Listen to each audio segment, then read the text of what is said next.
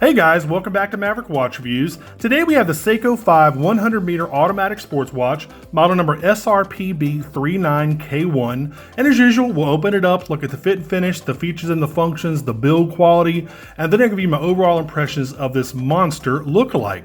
But first, I'd also like to invite you to become a patron of mine on Patreon. Check out my Patreon link in the description field when you get a chance. My only suggested commitment level is $3 a month, but you can always give more or less. Here you go, Seiko watch box.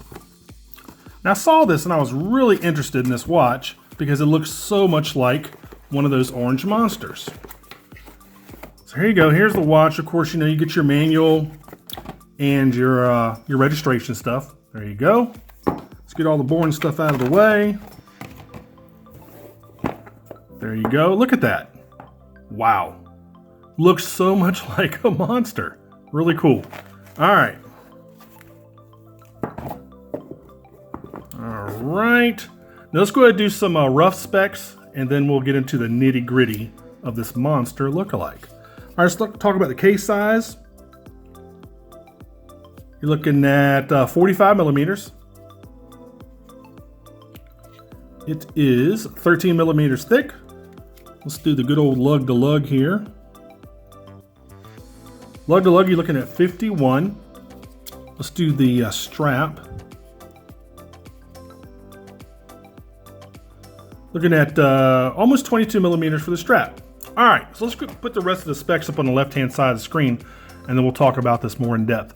Of course, it is 100 meters water resistant. This is a Seiko 5, not a monster. So 100 meters water resistant, which is 330 feet. It does have a mineral crystal. It has a non-screw down crown over here at 3 o'clock with some crown guards. It does have a day and date function also at 3 o'clock. It does have the 4R36 movement, which everybody knows is windable and hackable. It has a screw down display case back. We'll talk more about that later. It has a 120 click bezel, and it also has LumiBrite all over the indexes and hands. So those are really the specs that y'all are gonna really kind of expect, the specs that you would expect from a monster or a Seiko 5.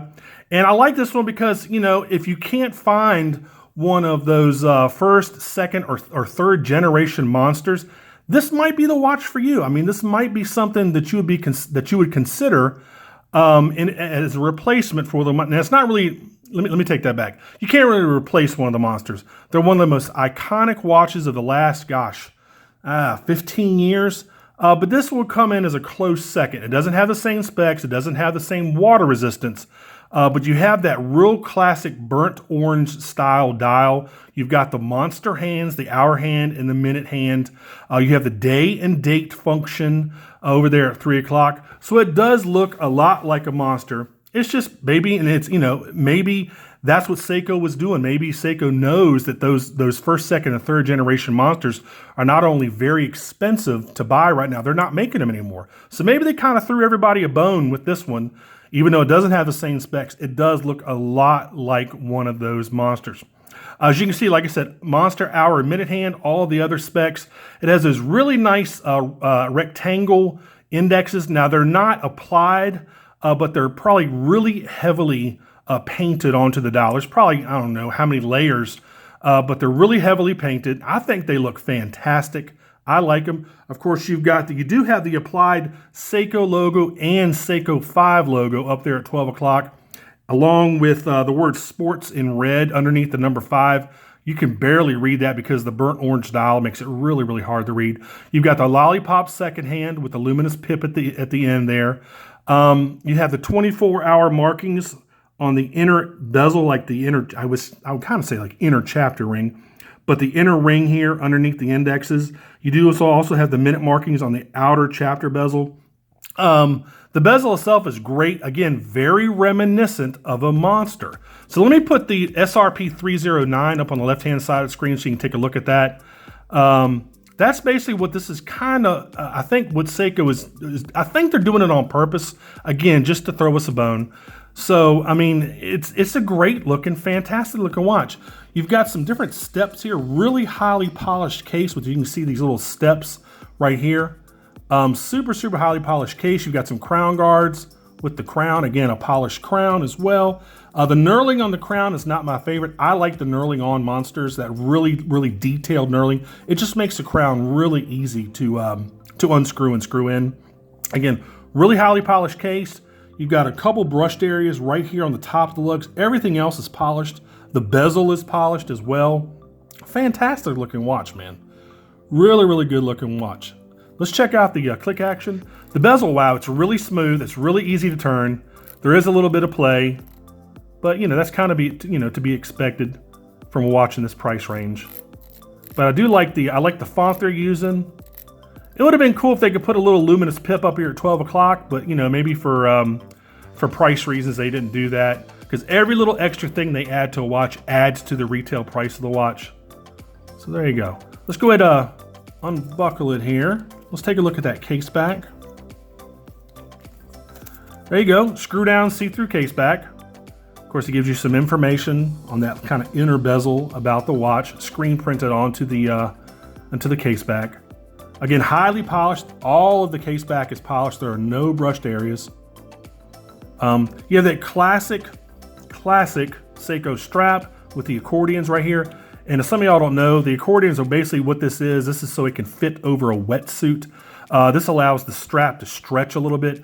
If you have a stainless steel watch with a stainless steel bracelet, a lot of times anything over 200 millimeters with Seiko is going to come with a diver's extension. That's a mechanical diver's extension. These don't. These obviously just come with these accordions to allow this to fit and stretch over a wetsuit. So let's look at the buckle. You have a nice signed buckle there. Again, this is kind of standard fare for the 100-meter watches in this range. This is interesting. I didn't notice this. It makes it look like there are double keepers, but it's actually just one big keeper. Huh, that's interesting. I wonder why they did that. Anyway, maybe people were complaining about double keepers. I know double keepers kind of get on my nerves a little bit, but there you go. What else? Again, just a great alternative. I mean, those first, second, and third generation monsters are just crazy expensive. Not to mention they're really, really hard to find. People just love those. I mean, I've seen second generations go for $600 or $700. Then they also have the third generation, the Japanese version. I think it's, I can't remember the model number. I'll put that on the bottom of the screen. That also comes in blue. And that's like the unicorn of monsters. And I'll put a picture of that up on the left-hand side of the screen for you. That one's absolutely beautiful. Now, some people don't like the Cyclops, and also you're losing the, I think you're losing the day on that one as well. Some people don't like it. I love it. Any monster I'm gonna love. I'm not crazy about the first generation, only because the first generation wasn't windable and hackable. Subsequent generations, second and third, have the 4R36 movement in it, whereas the first one had the 7S26, which was not windable and hackable. So I would really like to get my hands on a second or third. But again, they're just so cost prohibitive. They're really, really expensive now. So anyway, let's go ahead and try this thing on. And let's see how it fits. I know it's gonna fit great because it's a Seiko monster. Got plenty of strap left. Man, that's a good looking watch. Woo! Love it. Fantastic, fantastic looking watch. Now, of course, we got to do the loom shot. Let's go ahead and kill the studio light. Let's zap this thing a little bit. Now, the loom on the indexes and hands, it's not deeply as applied as it is on a real monster. So you're not going to get that super, super bright effect, nor is it going to be as long lasting because they just don't use as many layers on these Seiko 5s. But still, I mean, decent loom. Kind of what what you're going to expect. Not bad. I like it. Really, really cool. What else? I'm trying to think of what else about this watch. Guys, that's really, really about it, man.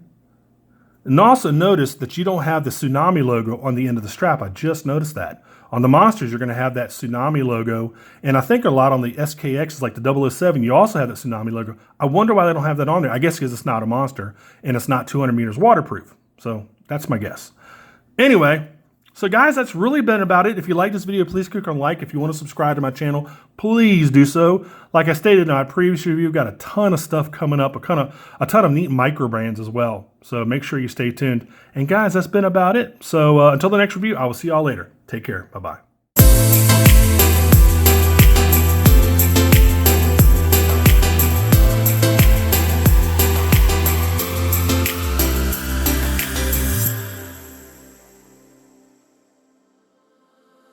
like it was